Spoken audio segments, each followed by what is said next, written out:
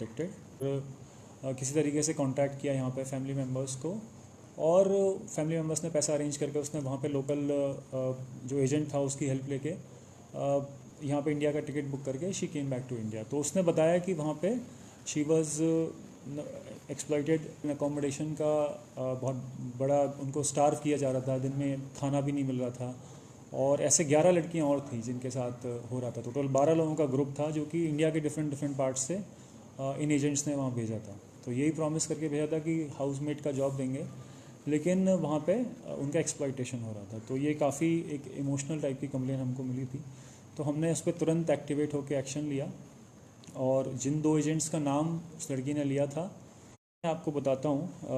Accuse number 1 is Syed Abdullah Shaikh, age 35 years, ये resident है वास्को का। दूसरा मस्तान खान एलियास पठान, ये मडगांव से बिलोंग करता है। इन दोनों ने कॉमन इंटेंशन इनका था कि इन्होंने ओवरसीज़ रिक्रूटमेंट एजेंट की तरह पोर्ट्रे किया अपने आप को, और विक्टिम को चीट किया, उसको ट्रैफिक किया, और इस पूरे चेन में उन्होंने as a criminal role play किया।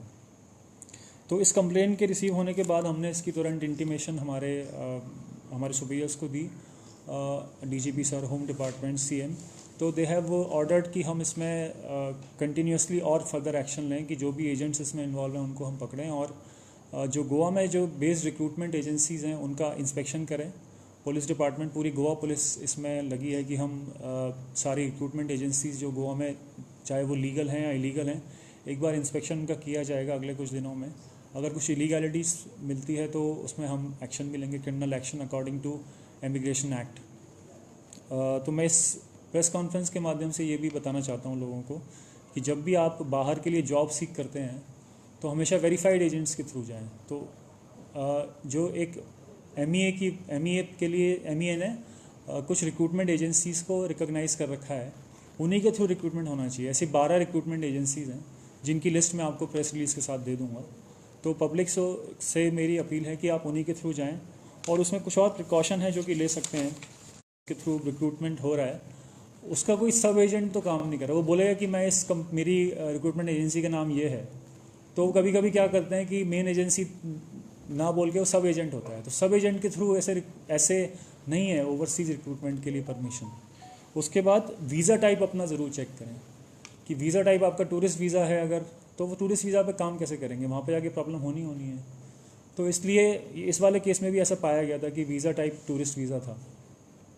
तीसरा, एम्प्लॉयमेंट कॉन्ट्रैक्ट ज़रूर बनवाएं। अगर आपको एम्प्लॉयमेंट के लिए भेज रहे हैं तो एक एम्प्लॉयमेंट कॉन्ट्रैक्ट तो मिले, तो उसके हिसाब से देयर इज सम गारंटी कि आगे जाके कुछ ख़राब नहीं होगा।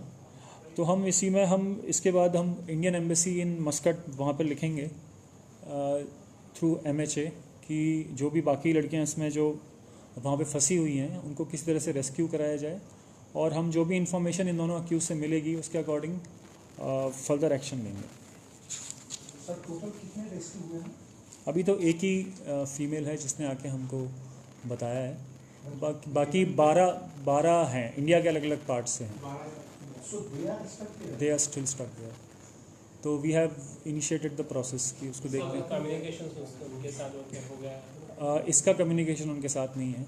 एजेंट्स का नेटवर्क प्रोबेबली हमको बताएगा कि कौन कौन लड़कियां उसमें गई हैं। तो एजेंट के नेटवर्क पे हम काम कर रहे हैं कि तो इन दोनों ने उनको भेजा था। यस कितना पैसे लेके भेजे थे सर? अभी टोटल इन्होंने 35,000 लिया है इनसे। तो एक से हाँ, दोनों, हाँ, मतलब 1 से 35,000 टोटल। विक्टिम का रेस्क्यू नहीं बोल सकते ना, वो वॉलंटरी आकर के। हाँ, वॉलंटरी, मतलब वहाँ से वो खुद रेस्क्यू हुई। मतलब हमने तो ऑब्वियसली ओवरसीज़ तो हम लोग रेस्क्यू नहीं करा पाएंगे, but she somehow found a way to come back to India and she has told her ordeal to us. Sir उसके एक से कंप्लेन पे ये 2 अरेस्ट हुए। यस और बाकी जैसा उसने बताया है तो फॉरवर्ड चैनल जो है उसके थ्रू। हाँ सर 1 से 35 लाख लिए हैं, तो अब 35,000 35,000 ले हाँ। तो क्या लगता है कि अगर जो 12 लड़कियां उनसे भी कुछ पैसा लिया होगा? बिल्कुल लिया होगा, वो देखने का विषय है। That is subject of investigation. Sir इसके पहले भी जो रिक्रूटमेंट एजेंसी है इसकी भी गोवा पुलिस ने जांच की Yes. थी और पब्लिक को अर्ज किया था कि हाँ, इसकी तो इसमें पहले हम लोगों ने जब साइबर क्राइम ने और क्राइम ब्रांच ने मिलकर एक ऑपरेशन किया था, जब हमको पता चला था कि साइबर स्लेवरी के लिए साउथ ईस्ट एशियन कंट्रीज़ में लोग भेजे जा रहे हैं। तो उसमें भी हम उस समय 3 लड़के जो वहाँ से भाग के आए थे उन्होंने बताया था हमको कि उन किन एजेंट्स ने उनको भेजा था, तो उनको भी हमने अरेस्ट किया था। उस समय एक सेपरेट केस रजिस्टर किया था। तो ये वो केस था साउथ ईस्ट एशियन कंट्रीज़ में भेजे जाने वाला। ये है प्रोबेबली मिडिल ईस्ट में जो लेबर जाती है, तो उससे रिलेटेड ये है। तो दोनों में हो सकता है कनेक्शन भी निकले, I am not denying that. तो देखने का वो देखेंगे, that is subject of investigation. तभी पुलिस ने ये रिक्रूटमेंट एजेंसी की कुछ जांच उस समय एक बार हमने जांच की थी सब लोगों की। उस समय एक बार सबको बुला के यहाँ पे हमने समझाया भी था, और जो भी इलीगल थे उनको हमने हटवाया भी था। मतलब they are not active as of now, but still we will do it again. 12 total 12 थे, उसमें से ये आ गई हैं 11 और गोवा की एक ही अभी तक जितना पता चला है। मतलब अभी मैं पब्लिक से ये भी अपील करूँगा कि आप अगर इस टाइप का अगर आपको मिलता है, मतलब आपको लगता है कि आपके साथ रिक्रूटमेंट एजेंसी के नाम पे फ्रॉड हो रहा है या फिर आपको कोई झूठा प्रलोभन देके बाहर भेज रहा है, तो डेफिनेटली आप फ्लैग करें। अगर ऐसे कोई रेस्क्यू होके आया है खुद से सेल्फ, उसको लगता है कि वहाँ पर उसका एक्सप्लॉयटेशन हुआ था और जो उसको जॉब प्रॉमिस की गई थी वो फुलफिल नहीं हुई है, तो that also public should come forward and complain to us. हाँ, ह्यूमन ट्रैफिकिंग पे। तो इसमें 318 1 ऑफ BNSS, उसके बाद सेक्शन 10 ऑफ इमिग्रेशन एक्ट 1983।